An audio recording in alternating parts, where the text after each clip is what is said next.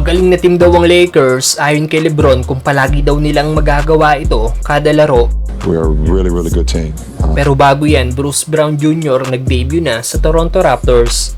Naglaro na nga po kanina ang bagong player ng Raptors na si Bruce Brown kontra sa Chicago Bulls. Naging kapalit nga po ni Brown si Pascal Siakam na napunta sa Indiana Pacers.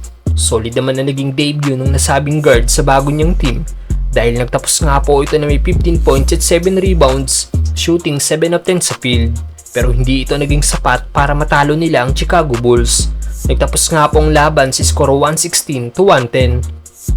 Tatlo sa first 5 ng Bulls na nakagawa ng 20 plus points, leading sina DeRozan at Vucevic na may 24 points, 23 points naman para kay Kobe White.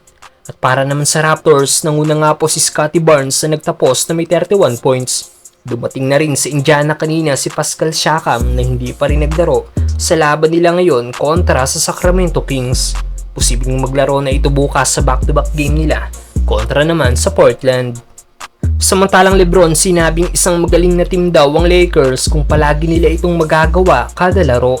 Tagumpay nga po ang Lakers na may extend sa 2 winning streak ang kanilang panalo matapos sa matalo nila kahapon ng Dallas Mavericks sa score 127 to 110. Solid game kay LeBron na nagtapos na may 25 points, 8 rebounds at 8 assists, shooting 10 of 19 sa field. 409 points na lang din ang kailangan ni LBJ para mahit niya na ang 40k career points.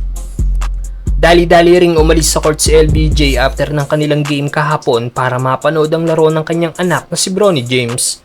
At sa kanyang post-game interview, sinabi ni LeBron na isang magaling na team daw ang Lakers, basta palagi lang daw hindi madaming turnover ang kanilang magagawa.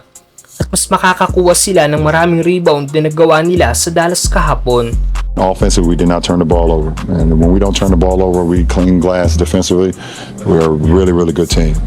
Nagtapos nga po ang Lakers kahapon na may 10 turnover, samantalang 15 turnover naman sa Dallas Mavericks.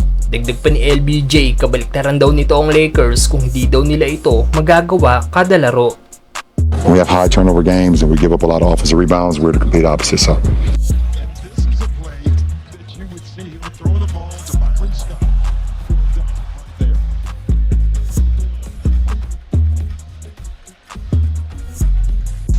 He's going to hook it out to D'Lo. You know, LeBron wanted that, but his fifth defense to offense.